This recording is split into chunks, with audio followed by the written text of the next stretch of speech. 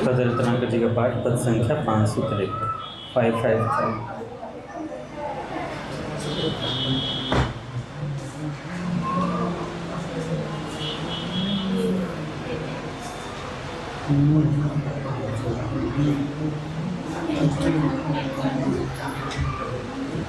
हे प्रियतमे राधिके तेरी महिमानुपम अकथ अनंत। हे प्रियतमे राधिके तेरी महिमानुपम अकथ अनंत। युग युग से गाता मैं अविरत, नहीं कहीं भी पाता अंत। युग युग से गाता मैं अविरत, नहीं कहीं भी पाता। सुधानंद बरसाता जिय तेरा मधुर वचन अनमोल। सुधानंद बरसाता जिय तेरा मधुर वचन अनमोल। बिका सदा के लिए मधुर दृग, कमल कुटिल भ्रकुटी के मोह। बिका सदा के लिए मधुर दृग, कमल कुटिल मोह। जपता तेरा नाम मधुर अनुपम मुरली में नित्य लला। जपता तेरा नाम मधुर अनुपम मुरली में नित्य लला। नित्य तृप्त नैनों से तेरा रूप देखता अति अभिराम। नित्य तृप्त नैनों से तेरा रूप देखता अति अभिराम। कहीं न मिला प्रेम शुचि ऐसा, कहीं ना पूरी मन की आस। कहीं न मिला प्रेम शुचि ऐसा, कहीं ना पूरी मन की आस। एक तुझी को पाया मैंने, जिसने किया पूर्ण अभिलाष। एक तुझी को पाया मैंने, जिसने किया पूर्ण अभिलाष। नित्य तृप्त निष्काम नित्य में, मधुर तृप्ति मधुर तम काम। नित्य तृप्त निष्काम नित्य में, मधुर तृप्ति मधुर तम काम। तेरे दिव्य प्रेम का है यह जादू भरा मधुर परिणाम। तेरे दिव्य प्रेम का है जादू भरा मधुर परिणाम। राधा राधा राधा राधा राधा राधा श्री राधा। राधा राधा राधा राधा श्री राधा। राधा राधा राधा राधा राधा राधा श्री राधा। राधा राधा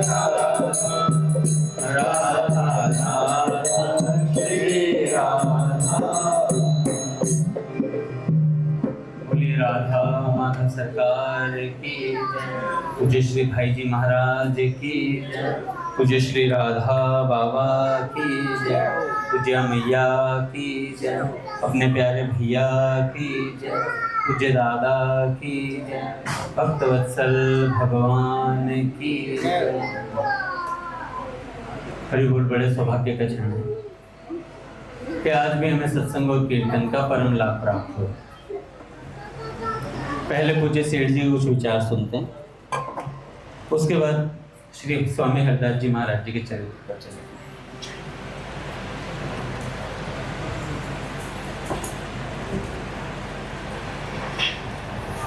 सेठ जी का प्रवचन है 1953 का, वटवृक्ष गीता पाठ। सेठ जी कहते हैं भगवान की गारंटी है। किस बात पर? कोई भी साधन हो, किंतु भगवान के नाम का जप और परमात्मा के स्वरूप की स्मृति अवश्य करें।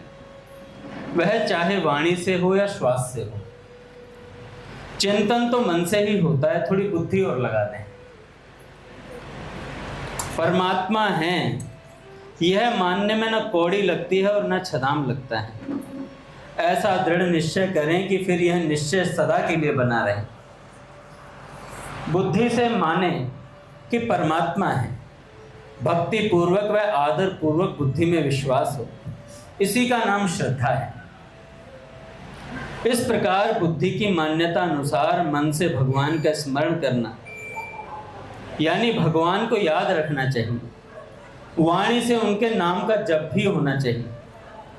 स्मरण और जप हर समय बनता रहे, इसके लिए शक्ति अनुसार चेष्टा करनी चाहिए। इसके लिए शक्ति अनुसार चेष्टा करनी चाहिए। सदा भगवान को याद रखें। मृत्यु को स्वीकार कर लें, किंतु भगवान के नाम जब वह स्मरण को न छोड़े। भगवान के नाम जब वह स्मरण को नहीं छोड़े। मरना तो है ही भैया, फिर भगवान के नाम को लेते हुए मृत्यु हो जाए तो उससे बढ़िया मृत्यु क्या हो? इससे बढ़कर और क्या है? भगवान से प्रार्थना करें कि मरते समय आपके नाम का जप हो, चाहे आप दर्शन दें या ना दें, किंतु श्रद्धा पूर्वक आपका नाम निकलता रहे मुख से।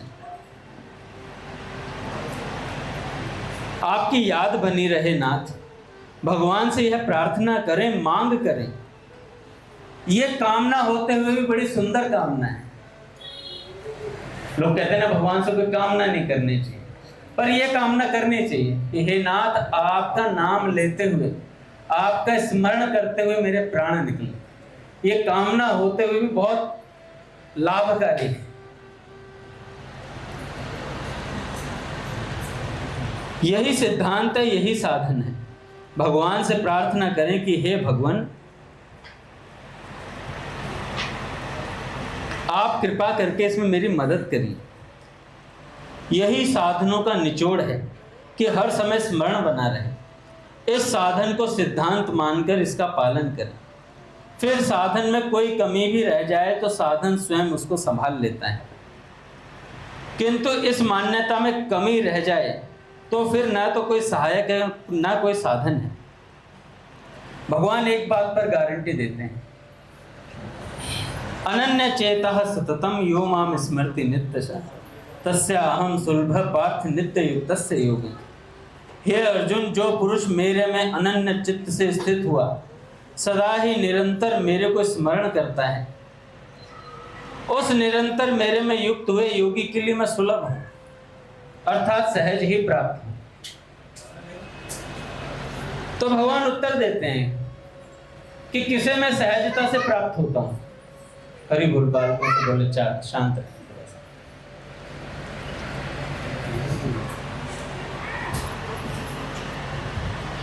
देखो, मैं इसलिए बोल देता हूँ, बच्चों को वैसे बोलना नहीं चाहिए, क्योंकि थोड़ा सा समय है अपने पास। ये इस भगवत चिंतन का समय है, भगवान नाम, ये तो पूरे दिन सुबह 8 बजे से लगते हैं। सुबह 8 बजे से क्या, ऋषिकेश में सुबह 2:30 बजे उठता हूँ और सोने का मत पूछ कब सोता हूँ। उसके बाद वो छोटी वाली मेरे मुंह पे से घूमती है, पेट पे से होती है, कभी इधर आती है कभी उधर जाती है। तो पूरी रात का भगवत चिंतन तो नहीं कहूँगा, बालक चिंतन रहता पूरे दिन। तो ये कुछ समय होता है जिसमें हम थोड़ा भगवत नाम या महापुरुषों की वाणी पढ़ लेते हैं। तो भगवान गारंटी देते हैं किस बात पर, जो मेरा अनन्य चिंतन करता है। आशीष, जो मेरा अनन्य चिंतन करता है। अनन्य चिंतन क्या, जब समय मिले तभी भगवान में लग गए। जब समय मिले तभी भगवान में लगे। मान लो 8 घंटे की नौकरी, आपको जरा सा भी फुर्सत नहीं मिली, भगवान उसे अपना भजन मानते हैं। भगवान उसे अपना भजन मानते हैं। क्यों? क्योंकि भैया हम भगवान के काम पर लगे हुए हैं कि कर प्रणाम तेरे चरणों में, लगता हूँ अब तेरे का,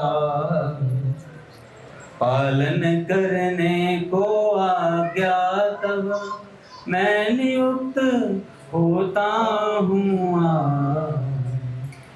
तो बाबूजी कहते हैं कि आपकी आज्ञा पालन के लिए मैं एक कर्म कर रहा हूँ। तो भगवान उसे भजन मान लेते हैं। तो अनन्य चिंतन जिसका होगा उसके लिए भगवान सुलभ हो जाते हैं। अब हमें अनन्य चिंतन करना कैसे होगा? हम इतने सिद्ध योगी तो है नहीं कि भैया जैसे ही फ्री हुए और हमारा ध्यान लग जाएगा। नाम पकड़ लो, नाम पकड़ लो भगवान का, या ऐसा करो। आजकल तो बहुत सुविधा है, भगवान ने ऐसी सुविधा दी हुई है, कान में यहाँ लगा लो लीड और इधर राधा राधा चलता रहे, उधर अपना काम होता रहे। सबसे बढ़िया ये जो यंत्र दिए गए हैं ना भगवान ने, बड़े सुंदर यंत्र हैं भैया। इससे आपका नाश भी हो सकता है और आपका उत्थान भी हो सकता है। नाश ऐसे हो जाएगा कि आप घंटों इंस्टाग्राम देखते रहोगे, जी नहीं भरेगा, और सत्संग सुनते रहोगे तो भी भैया कल्याण हो जाएगा। तो चुनाव आपके हाथ में है। जैसे एक पुस्तक पे लिखा रहता था, बापूजी की पुस्तक पे, किताब पे, कॉपी पे लिखा रहता था कि 100 में से 1 भी नहीं बचा और 5 में से 1 भी नहीं मरा, किसे चुनोगे? तो निश्चित सी बात है भगवान को ही चुना जाएगा। बड़ा प्रसन्न हुआ दुर्योधन, पहुंच गया भगवान के सहारे, बैठ गया किनारे पे। अरे भगवान आंखें खोलेंगे मेरी तरफ देखेंगे। अर्जुन भी पहुंचा, वो भगवान के चरणों की तरफ बैठ गया। अब जैसी बात है, कोई सीधा लेटा हुआ, जैसे आंख खोलेगी तो सामने दृष्टि पड़ेगी, तो दृष्टि पड़ी अर्जुन पे आ जाए। तो जैसे भगवान ने कहा अर्जुन तुम यहाँ, तो दुर्योधन, मैं भी हूँ वसुदेव, मैं पहले आया हूँ। तो भगवान कह रहे भाई मैंने तो पूछा ही नहीं, तू पहले आया बाद में आया, मेरे को तो अर्जुन पहले दिखाई दिया।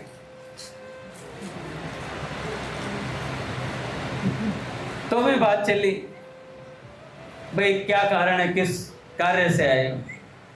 तो अर्जुन ने बताया कि भगवान ऐसी ऐसी बात है, युद्ध हो रहा है। तो दुर्योधन कहता मैं पहले आया हूं तो इसलिए मांगने का अधिकार मेरा है। तो भगवान कहते हैं दुर्योधन शांत रहो, यह अनुज है, तो अनुज को पहले मांगने का अधिकार है। अब भगवान के सामने दुर्योधन क्या बोलता, क्योंकि मांगने आया है, ऐठ दिखाएगा तो खाली हाथ जाएगा। तो मांगने आया तो चुपचाप रहे दुर्योधन। अर्जुन ने कहा कि प्रभु आपकी सहायता चाहिए। तो भगवान ने कहा कि एक तरफ तो मेरी नारायणी सेना है, एक तरफ मैं हूं निहत्था, हथियार नहीं उठाऊंगा पूरे युद्ध में। अब ऐसी बात बोल दी तो अर्जुन ने कहा कि प्रभु मुझे तो आप चाहिए। जैसे ही ऐसा बोला दुर्योधन प्रसन्न हो गया, कह रहा मैं तो चाहता ही ये था कि मुझे नारायणी सेना मिले, और दुर्योधन खुश होकर निकल लिया। यहीं पर युद्ध जीता गया। दुर्योधन की हार यही हो गई थी क्योंकि उसने चुनाव गलत कर लिया था। तो ऐसी बात हमारे साथ है भैया, हमें किसे चुनना है? एक तरफ संसार खड़ा है, एक तरफ भगवान खड़े हैं, हमें चुनना भी नहीं आता है। तो स्वामी जी महाराज कहा करते थे, अपनी तो है नहीं, दूसरे की मान्य कौनी। मतलब अपनी बुद्धि तो है नहीं और दूसरे की मान्य नहीं, तो इसलिए मान लो भैया, मानने में बड़ा फायदा है। संतों की बात मान करके थोड़ा थोड़ा हरि का भजन कर लो, जितना समय मिले उतना यजन कर लो, नहीं तो काम बेकार हो जाएगा।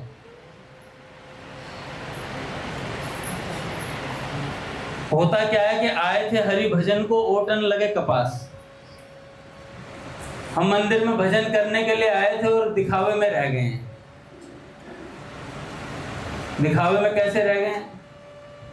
बाहर वाला कोई आता है तो अरे ये अंगद दास सत्संग सम्राट हैं, माला नहीं हो रही है इसकी पर सम्राट है।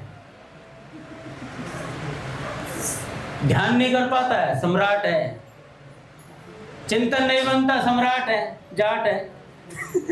नारायण, चिंतन नहीं बन रहा, नाम जप नहीं हो रहा, सत्संग नहीं सुन रहा। अरे किस बात के भक्त हैं हम लोग? स्वाध्याय हम नहीं कर रहे, सेवा हमसे नहीं बन रही है, नाम जप हम नहीं कर पा रहे, सत्संग कीर्तन में हम नहीं पहुंच पा रहे, और उसके बाद बगलबंदी पहन के चोंच वाली जूती पहन करके आहा द्वादश तिलक। क्या लाभ है भाई कि भक्त बनता हूं मगर अधमों का हूं सिर ताज भी। भक्त बनता हूं और अधमों का सिर ताज हूं भैया। इतने पाप भरे पड़े हैं मन के अंदर, इतनी आसक्तियां हैं, और फिर उसके बाद फिर और ठाकुर जी को निष्ठुर। मेरे को 16 साल हो गए नाम जप करते, भगवान की छटाक भी दिखाई नहीं दी। 16 जन्म भी ले लेगा तो भी नहीं दिखेगी, क्योंकि भजन बना ही नहीं अभी।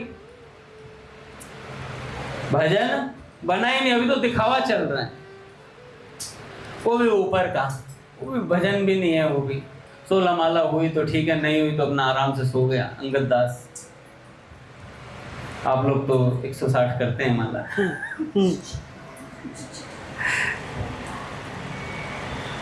देखो मालाओं की दीदी होड़ लगी रहती थी। हम वृंदावन जाते थे पहले, 2010, 11, 12 की बात बता रहा हूँ। भैया अपने कुछ भैया वृंदावन लेके जाते थे, तो मन में रहता था कि धाम में जा रहे हैं। अब धाम के हम यूज्ड टू हो गए हैं, आते जाते रहते हैं। धाम की ठीक है, धाम ही तो आए हैं, वो बात नहीं रही है। धाम में घंटों सो रहे हैं, घंटों निद्रा ले रहे हैं, और फिर उसके बाद कहते हैं धाम में तो सोना भी भजन है। अरे जब सोना भजन है और तो भजन कर लेगा फिर? अगर सोना भजन है और भजन कर लेगा तो क्या हो जाएगा? अलभ्य वस्तु की प्राप्ति होगी। पूज्य प्रेमानंद जी महाराज जी के मेरे को बड़ा अच्छा लगता है। महाराज जी जब सत्संग करते हैं, सच बता रहा हूं, हर एक साधक को कम से कम 15-20 मिनट डेली सुनना चाहिए। महाराज जी सुनना चाहिए अपने महापुरुषों को। यही महापुरुष हैं भैया अपने पास।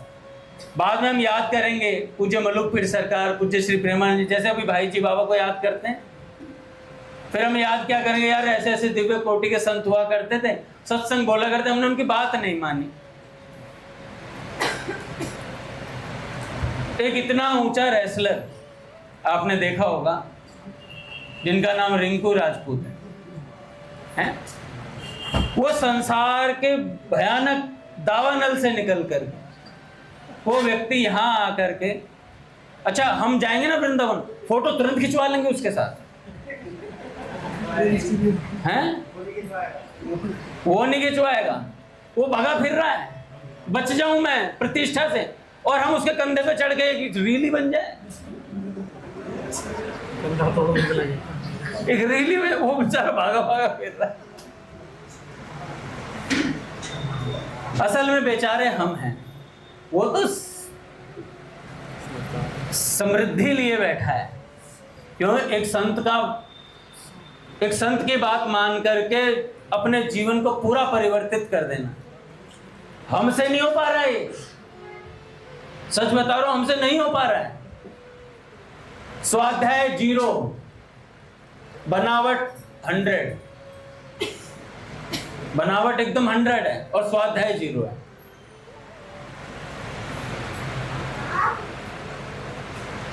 उन्होंने पूरे दिन में कोई बंदा 1-1.5 घंटा 2 घंटा सोता, बताओ, जो ऐशो आराम में था वो 2 घंटे सो रहा है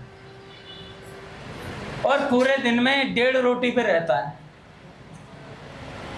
हमें तो 150 रोटी दे दो तो निकल जाए। निकल गए क्या? मेरे तो भूख में भी नहीं आए।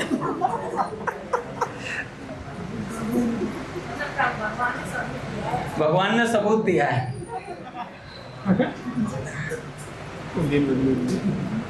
अरे दिनों तो खाता भी कम है।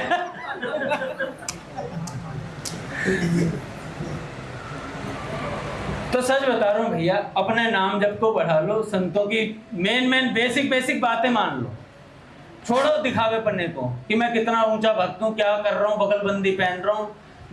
अब देखो बरसाने की कथा है, बच्चे कुर्ता खरीदने गए हुए मंदिर में आ रहे, रघुनाथ जी फोटो डाल रहे हैं, भक्त कहाँ है? मैं लिखने वाला था रघुनाथ जी वो सरोजनी मार्केट गए हैं तो कुर्ता लाएंगे। 4 बजे से परिक्रमा शुरू हो जाती है, कितनी 4 बजे खुल जाती है माँ। हम 4 बजे सोते हैं माँ। परिक्रमा करके इंस्टाग्राम की। तो बढ़िया चीजें अपने को दिखावे में फंस गए हैं। और उसके बाद फिर महादेव जी कहते हैं भगवान चाहिए हमें बिल्कुल बांसुरी वाले, बिल्कुल यूं लगी हो, मोर पीछे हो, राधा रानी ने कंधे पे हाथ रखा हो, है ना, राधा माधव जुगल, मेरे राधा माधव तुम दो, ऐसा भाव आता है मन में। लेकिन हम अपने बेस को भूलते जा रहे हैं। हमारा बेस भजन है, हमारा बेस कीर्तन है, ये सत्संग है। मैं फिर बार यही बात बोलता हूँ, भगवत धाम में कथा सुनने का फल ये होना चाहिए कि हम यहाँ नित्य सत्संग कीर्तन में आ पाए। कथा से 20 दिन पहले गए और कथा के 20 दिन बाद नहीं आ रहे, क्योंकि हम वहां जाकर के कथा को ध्यान से नहीं सुन पा रहे।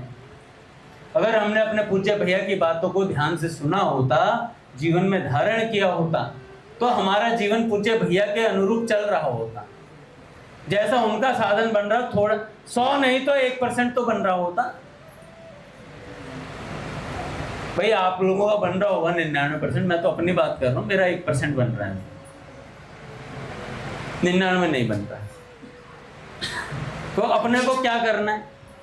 ये जो हमारी मूल है ना, मूल, स्वामी जी महाराज कहते हैं मूल में भूल हो जाती है साधक से।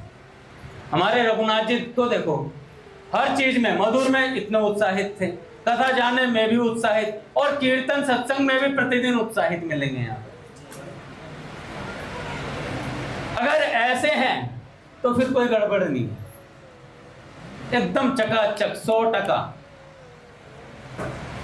1 रुपया भी ले रहे हैं और 100 भी ले रहे हैं, 101 चल रहा है अभी। तो अनन्य चेता सततम यो माम स्मृति नित्य से तस्य हम सुलभ पार्थ नित्य युक्तस्य योगिना। जो मेरा अनन्य चिंतन करता है उसके लिए मैं पार्थ सुलभ हो जाता हूँ।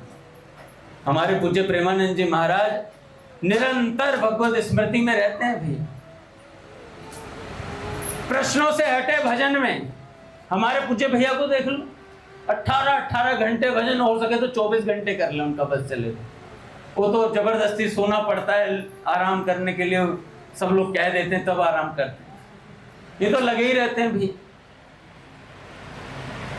तो भगवान ने कहा अनन्य चित्त से नित्य निरंतर स्मरण करें तो भगवान सुलभता से प्राप्त हो सकते हैं। अब से अंत तक अभ्यास करें तो हमारा कल्याण हो जाए। अंत काले च मामेव स्मरण मुक्त्वा कलेवरम, कि अंत काल में जो मेरा नाम, अब अंत काल का इंतजार मत करो, क्योंकि अंत कभी भी आ सकता है। अंत कभी भी आ सकता है। हमारे निताई प्रभु की जॉब लगी, चौथे दिन एक्सीडेंट हो गए, 5वें दिन रिजाइन हो गए। हाँ, उन्होंने भेज दिया चिट्ठी, ऐसा आप घर ही रहो। अब कोई भरोसा है क्या किसी चीज का? कोई भरोसा नहीं। कल को क्या पता है मेरा पोस्टर छपा मिले, पता चल भाई। कुत्तों का क्या होता है, गाड़ी के नीचे आते हैं पोस्टर बन जाते हैं। कभी भी हो सकता है किसी के साथ भी भाई, कि दो बातन को भूल मत, जो चाहे कल्याण, नारायण एक मौत को, दूजे श्री भगवान। कि एक मौत को और एक भगवान को नहीं भूलना। मैं गिरधर तुझे ढूंढ रहा था कब से। आवाज आ तो रही थी पीछे से। तो भगवान कहते हैं जिस जिस भाव को तुम स्मरण करते हुए जाओगे उस भाव को आप प्राप्त हो जाओगे। जो भगवान के नाम का जप करता हुआ मरता है परमात्मा को ही प्राप्त होता है। जो जिसको याद करता हुआ जाता है उसे वही प्राप्त होता है। देवताओं को याद करता हुआ जाएगा तो देवताओं को प्राप्त होगा। जो भूत प्रेत पिशाचों को याद करता हुआ जाता है वह उन्हीं को प्राप्त होता है। ऐसे ही जो भगवान को याद करता हुआ जाता है वह भगवान को प्राप्त होता है। यदि नित्य का अभ्यास होगा तो मृत्यु के समय भी भगवान की स्मृति हो जाएगी। इसलिए भगवान अर्जुन को बहुत जोर देकर कहते हैं, तस्मात् सर्वेषु कालेषु माम अनुस्मर युद्ध च।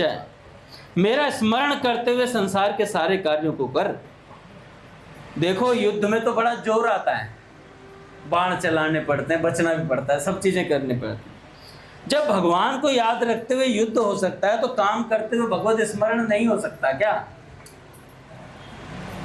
भगवान को याद रखते हुए काम करने से बुरा काम तो होगा ही नहीं और आगे पीछे के पाप भी सभी स्वाहा हो जाएंगे। इस बात को मानकर इसके लिए कटिबद्ध हो जाना चाहिए साधक। और जैसे ही कटिबद्ध होगा तो भैया सेठ जी कहते हैं जो परमात्मा की प्राप्ति के रास्ते पर चलता है, जो साधन अवस्था में है, उससे भूल होना स्वाभाविक ही है। जितने भी सिद्धांत हैं, मान्यताएं हैं, मत मतांतर हैं, सभी भ्रम में डालने वाले, मुक्ति भी देने वाले हैं। एक से एक चीजें हैं। दादा कुर्सी ले लो यार।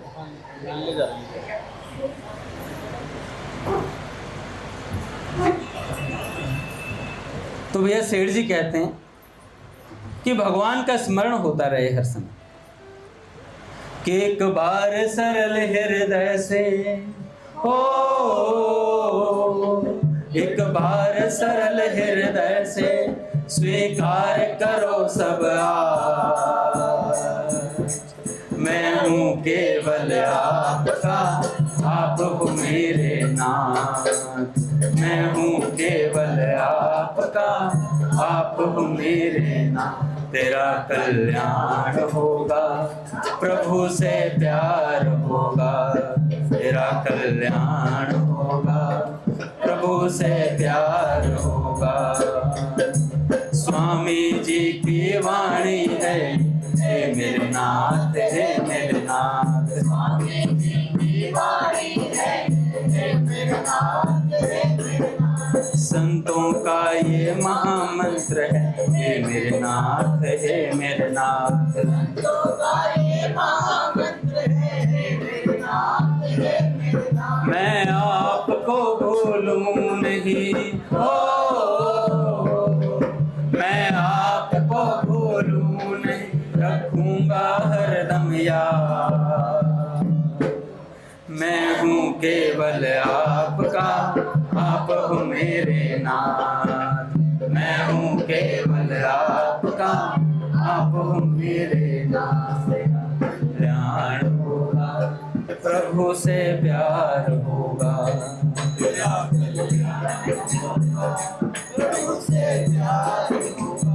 बोलिए राधा माधव सरकार की जय।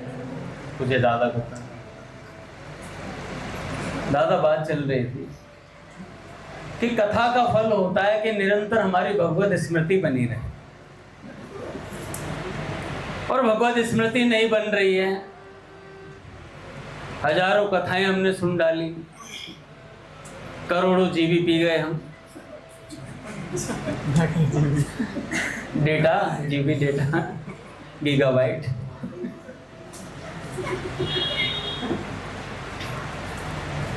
मेरे मोबाइल में 256 GB भरा पड़ा है सत्संग, और 2 बार मैंने चलाया,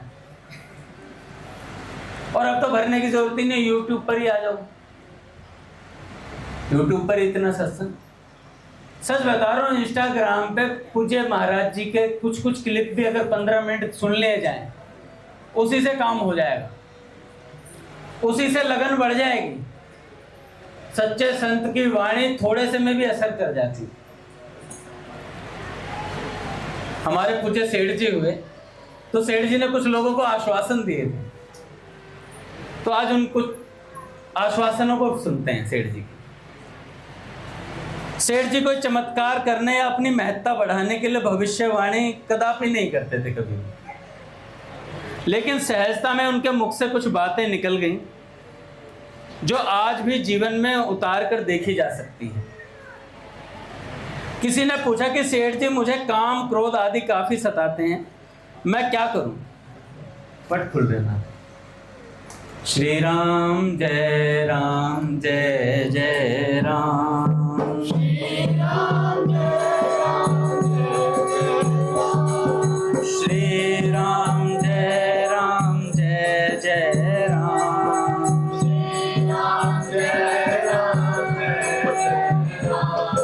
श्री राम जय राम जय जय राम, श्री राम जय राम जय जय श्यामा जय जय श्याम,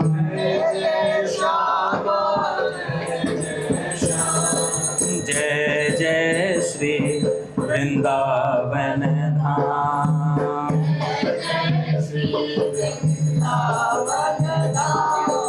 जय बरसाना जय नंदगांव,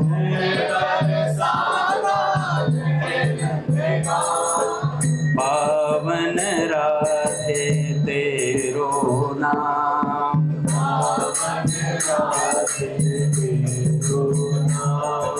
श्री यमुना जी ललित ललाम,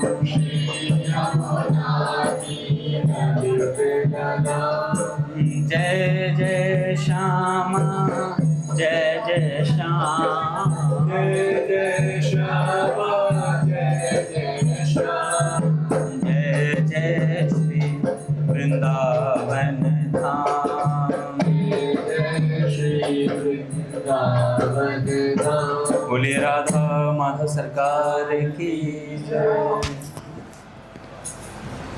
तो किसी ने पूछा सेठ जी से,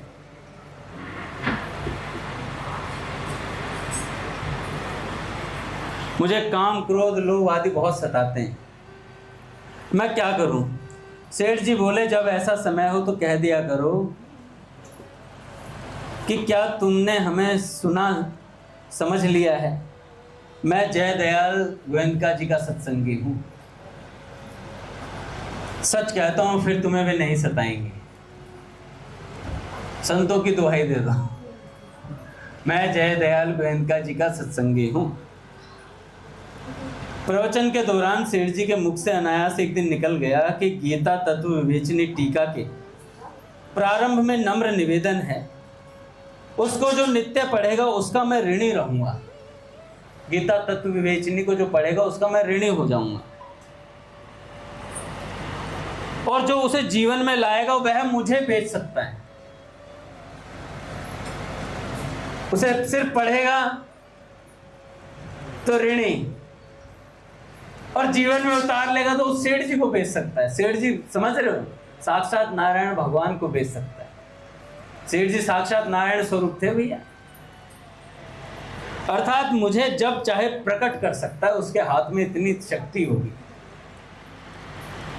गीता जी को जो जीवन में ले आएगा वह भगवान को बेच सकता है, यानी उनको जब चाहे प्रकट कर सकता है। सेठ जी ने एक दिन कहा कि भगवान कृष्ण ने लोगों को घास से तार दिया, एरे की घास होती है ना, उससे तार दिया था। राम जी ने सरयू जी की धारा से तार दिया। इसी तरह मैं गीता प्रेस की पुस्तकों और सत्संग से लोगों को तारता हूं, सेठ जी कह रहे हैं। जयदयाल गोयनका जी का तो ब्रह्मलीन हो गए, लेकिन अपना आत्म कल्याण करने के लिए उनके द्वारा लिखित तथा उनके प्रवचनों के आधार पर प्रकाशित पुस्तकें उपलब्ध हैं भी, और वे पुस्तकें हमारी लाइब्रेरी में मौजूद हैं, तो उन्हें इशू करा लिया करें। एक पुस्तक करा लो, महीने भर में पढ़ लो, और बताओ महीने भर में पढ़। अच्छा, महीने भर में फिर साल साल भर पढ़ते हैं लोग, चूहे उनके घर के 5 साल वो नहीं पढ़ पाते, चूहे पढ़ रहे होते हैं पुस्तक। अच्छा, हम कब पढ़ेंगे पुस्तकें? भैया जैसी हमारी लगन नहीं है कि हम 2-4 साल में सारे ग्रंथों का अवलोकन कर ले, वैसी तीव्र बुद्धि भी नहीं है, वैसा साधन भी नहीं है, और वैसे हो भी नहीं सकती है, तो धीरे धीरे ही कर लें। भैया 1 पेज पढ़ लें, 2 पेज पढ़ लें, कभी तो पुस्तक खत्म होगी। छोटी छोटी पुस्तकें गीता प्रेस की, ज्यादा बड़ी भी नहीं है। हे मेरे नाथ, मैं आपको भूलूं नहीं इस पुकार की महिमा, इतनी सी, 2 रुपए पढ़ो, पर उठाते नहीं पुस्तकें, वो चूहे खा रहे हैं। कतर दिए हैं लाइब्रेरी में, सेठ जी के पैड, पुराने पुराने पैड, उन्हें बाइंड करा के रखा हुआ। भैया हमारे राधारमण जी वगैरह ने जो व्यवस्था करी है, बाइंड करा के रखे हुए सारे के सारे। कल्याण के पुराने अंक रखे हुए हैं। हमें तो नई बात चाहिए। मैं भगवान, अच्छा नई भी है, नई भी ले लो, पढ़ो कोई पुस्तक। क्यों नहीं पढ़ रहे हैं हम? कब पढ़ेंगे?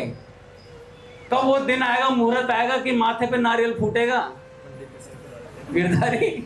कब वो नारियल मिलेगा जो माथे पे फूटेगा? आज से मैं पुस्तक पढ़ना शुरू कर रहा हूँ। हवा में चल रहा है सब कुछ। अंगद सखा है, पीयूष सखी है। अरे पूछे बाबा कहते हैं भैया, बाबा कहते हैं सखा का जीवन कैसा होना चाहिए? सुबह उठते ही उसे ये ध्यान में आना चाहिए, ठाकुर उठ गया नहीं उठ गया। 10 बजे तक गोचारण के लिए तैयारी बन जाती है भैया।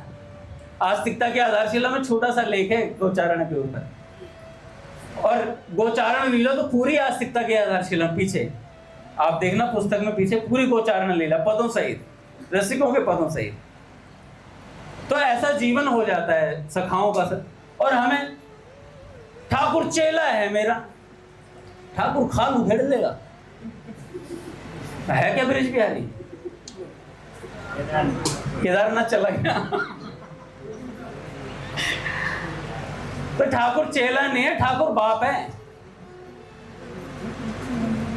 ठाकुर क्या है? बाप है भैया।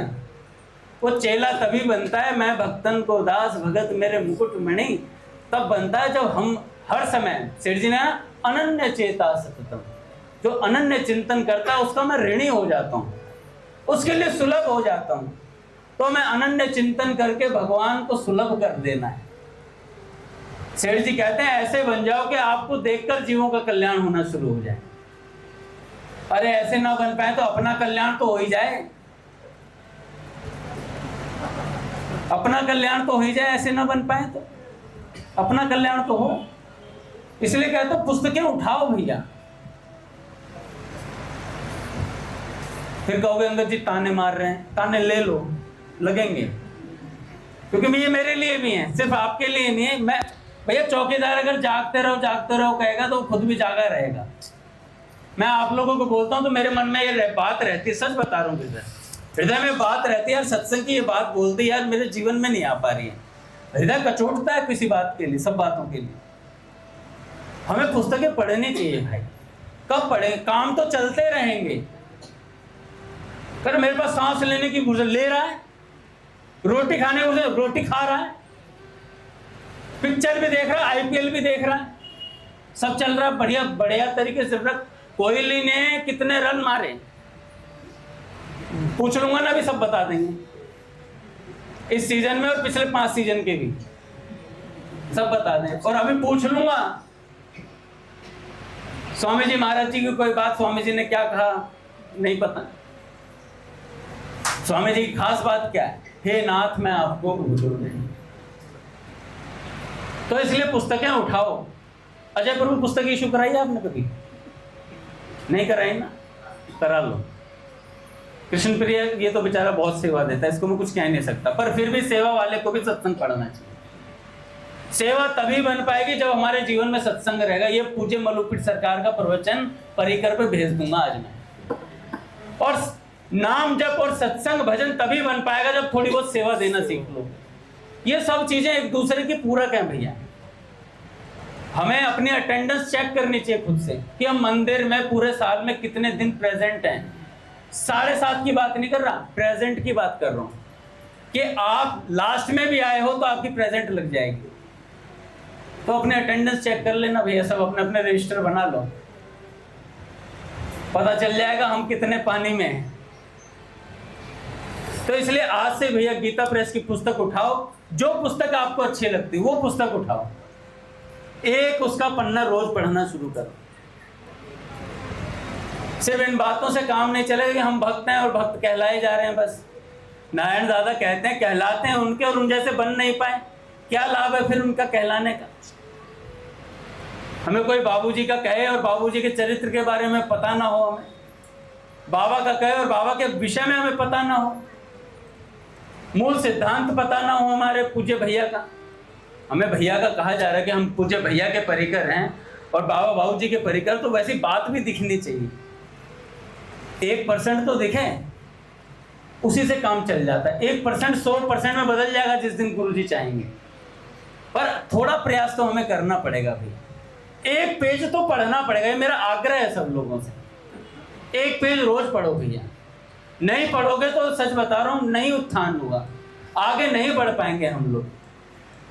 अब ये मत सोचना अंगद जी बोल रहे, मैं नहीं बोल रहा हूँ, ये सब बातें ठाकुर जी हैं जो बुलवाते हैं भैया। मेरे बोलने से तो मेरे घर वाले नहीं मान रहे, मेरा छोटा भाई नहीं भजन कर रहा।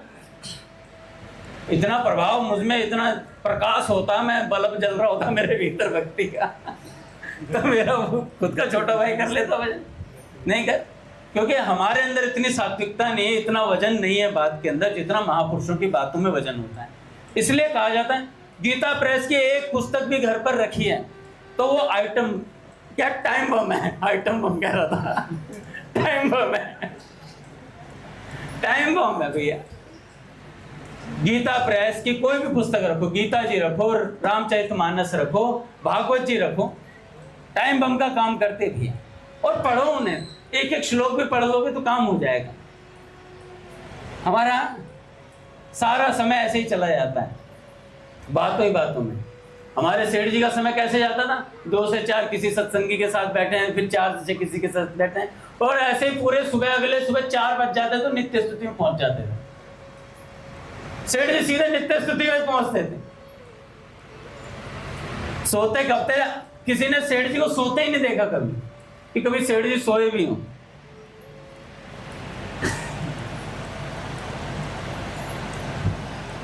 एक व्यक्ति कनखल में मरणासन पड़ा था हरिद्वार। सेठ जी मोहनलाल जी पटवारी एवं कुछ और व्यक्तियों के साथ वहां गए। वह व्यक्ति बड़ी प्रसन्नता से सेठ जी से मिला। उसके बाद सेठ जी की गोद में उसका शरीर शांत हो गया। सेठ जी बोले कि मेरा आने का यही उद्देश्य था। फिर मोहनलाल जी पटवारी के जिम्मे उसकी दाह क्रिया की व्यवस्था का काम सौंपा गया। आगे सेठ जी कहते हैं कि स्वामी रामसुखदास जी महाराज के सहपाठी साधु चिमन राम जी को हलवा खाने का बड़ा शौक था। एक बार वट वृक्ष पर भिक्षा में हलवा मिल रहा था। वे खाने लगे तो हलवा बिल्कुल फीका लगा। उन्हें लगा कि इसमें चीनी नहीं डाली आज किसी ने। फिर मन में आई कि सेठ जी से सानिध्य के कारण यह फीका लग रहा है, क्योंकि स्वाद भोग संत से दूर भागते हैं। तो अपने हलवे को लेकर थोड़ी दूर जाके बैठ गए। हलवे को लेके क्या सेठ जी के साथ बैठा हूं तो इसलिए फीका लग रहा है, और दूर जाकर बैठे तो खाने लगे तो मीठा लगने लग गया। सेठ जी का नियम था एक सब्जी, और जो उन्हें चाहिए होता जितनी उनकी भूख होती है उतना ही रखवाते थे, उससे ज्यादा नहीं। एक हमारी भूख होती है, तू रख जा बाकी देख लूंगा, तो रख जा बाकी देख लो, चाहे फेंकना पड़े। तो वो सत्संगी दूर गए तो उन्हें हलवे में स्वाद आ गया भाई पूरा, कह रहे आप बढ़िया चीनी डली हुई है इसमें तो। एक दिन ऋषिकेश में सायंकाल गंगा जी के तट पर सत्संग हो रहा था। उस समय सत्संग में भव सागर से कैसे पार हूं, इस विषय पर सत्संग में चर्चा चल रही थी। उसी समय कुछ स्त्रियां आई और बोली कि हमारे साथ के लोग उस पार चले गए हैं, अब नाव बंद हो गई है, आप हमें उस पार भिजवा दें। सेठ जी ने कहा कि कोई इनके साथ जाकर नाव वाले से मेरा नाम लेकर इन्हें उस पार भिजवा दें। महत्वपूर्ण चर्चा हो रही थी, कोई उठना नहीं चाहता था, कोई उठना नहीं चाहता था। अंत में सेठ जी स्वयं उठे और उन्हें गंगा पार करने के लिए नाव में बैठाकर वापस आ गए। कुछ सत्संगी भाइयों ने कहा, इतनी महत्वपूर्ण चर्चा चल रही थी भव सागर पार करने की, आप उन्हें गंगा पार कराने चले गए।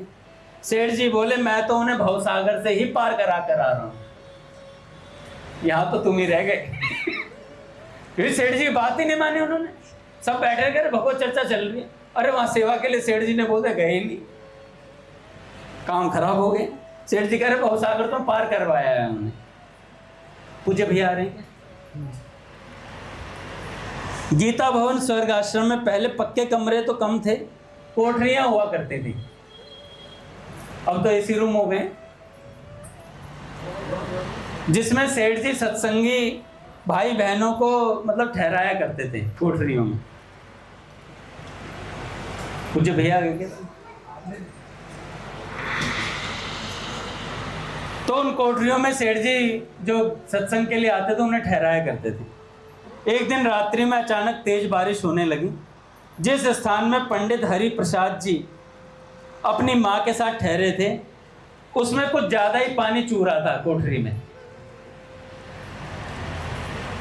उनकी माँ थोड़ा खींच कर बोली, मतलब पानी टपक रहा था रात में तो खींच गई, कह रही सेठ जी भी ना मुंह देखकर टीका करते हैं, मतलब जिनके पास आसामी ज़्यादा उन्हें कमरा बढ़िया दे देते हैं और हमें एक कोठरी दे दी जिसमें पानी चू रहा है। ऐसा कहने में उनका यह आशय रहा होगा कि हम गरीब हैं इसलिए हमें टूटा स्थान दिया है।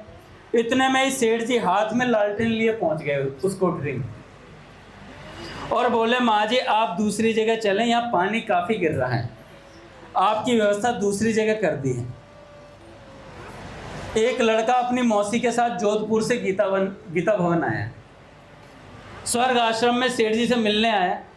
सेठ जी ने कहा कि आप लोग समय रुपया खर्च करके इतनी दूर से हमसे मिलने आए, इसके अलावा आप क्या कर सकते हैं? तुम लोगों को यह मान लेना चाहिए कि अब तुम लोगों का पुनर्जन्म नहीं होगा। सेठ जी ने कहा, तुम लोग इतनी दूर से सत्संग करने आए हो और मेरे दर्शन के लिए आए हो, तो अब तुम लोगों का दूसरा जन्म नहीं होगा, अब खत्म यहीं पर। वापस जाने पर लड़के की मौसी उस समय मरी जब लड़का घर से बहुत दूर था। उसके आने के पहले दाह संस्कार हो चुका था। वापस आते ही लड़का फूट फूट कर रोने लगा। रोते रोते उसे उसकी मौसी दिखाई दी और उससे बोली कि तुम्हें सेठ जी की बात याद नहीं है क्या? भूल गए? तुम्हारे रोने से मेरे मुक्ति में बाधा पहुंचती है। यह सुनते ही लड़का प्रसन्न मन से मौसी के अन्य कार्य में लग गया। एक पंजाबी कंपाउंडर की नाम जप तथा जयदयाल गोयनका जी में काफ़ी श्रद्धा थी। एक बार वह काफ़ी बीमार होकर अस्पताल में भर्ती हुआ। उसे यमदूत दिखने लगे। उसने तुरंत सेठ जी को याद किया। सेठ जी आए और अपनी लाठी फटकी। यमदूत उसी समय भाग गए। सेठ जी बोले, घबराओ मत, खूब भजन करो, अभी तेरी उम्र बाकी है। कुछ पूछना हो तो स्वामी राम सुखदास जी से पूछ लेना। सेठ जी ने मरने के बाद आए, उस पंजाबी कंपाउंडर से बोले, तो चिंता मत कर और कुछ पूछना हो तो स्वामी जी महाराज से पूछ लेना। उस समय सेठ जी का शरीर शांत हो चुका था।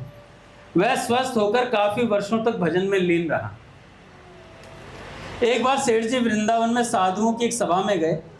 उन्हें देखकर सभी लोग खड़े हो गए। सेठ जी ने हाथ जोड़कर कहा, मैं एक साधारण वैश्य बालक हूँ, आप लोग खड़े हो गए, यह मेरे लिए बड़ी लज्जा की बात है। सेठ जी ने बोला। उड़िया बाबा ने कहा, आप भले ही अपने को साधारण वैश्य मानते हो, उड़िया बाबा महाराज कह रहे हैं, या कुछ भी मत ना माने आप अपने आप को, किंतु आपके यहाँ पैर रखते ही यहाँ का वातावरण एकदम बदल गया है। सेठ जी, वातावरण एकदम बदल गया भैया। सेठ जी का हो ही ऐसा था। एक सत्संगी भाई स्वर्ग आश्रम में गंगा पार कर रहे थे। नाव का इंजन बीच नदी में फेल हो गया। लंगर भी डाला गया लेकिन वह भी फेल हो गया।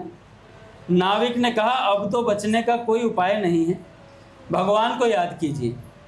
सत्संगी भाई भगवान को याद करने लगे। उस समय जयदयाल गोयनका जी का अपने कुछ सत्संगी भाइयों के साथ कमरे में बैठे सत्संग चल रहा था। उनके मुख से अनायास निकलने लगा कि बचाओ बचाओ। नाव सकुशल किनारे आ गई। सत्संगी भाई सकुशल वापस आकर प्रसन्न मन से यह घटना सेठ जी को बताने लगे कि मुझे लगा किसी ने रस्सा बांधकर नाव को खींच लिया। सेठ जी मुस्कुराने लगे। एक सत्संगी भाई ने देखा सेठ जी के हाथ लाल हो रखे थे, बस उसे समझते देर न लगी कि वो रस्सा सेठ जी ने खींचा था। उनकी जान सेठ जी ने बचाई। एक दिन गोविंद भवन कलकत्ता में सेठ जी से मिलने कोई आदमी एकदम सुबह आ गया। सुबह कोई आदमी आ गया। बद्रीदास जी ने दरवाजा खोलते ही सिर पर हाथ मारा कि सुबह सुबह कैसे आदमी का मुंह देखा। परी करते सेठ जी के बद्रीदास जी। दरवाजा खोलते ही सिर पर हाथ मारा कि सुबह सुबह कैसे आदमी का मुंह देखा, क्योंकि वह आदमी दुष्चरित्र पापी समझा जाता था। सेठ जी ने उनसे कहा कि तुम मेरा साथ करते हो और तुम्हें अभी तक इतना ज्ञान नहीं कि जो मेरे से मिलने आया क्या वह अब भी पापी रह गया। सेठ जी ने कहा, जो मुझसे मिलने आ रहा है क्या वो अब भी पापी रह गया। एक बार सेठ जी प्रवचन कर रहे थे, उस समय एक सज्जन आए। भाई जी उनसे गले लगकर मिले।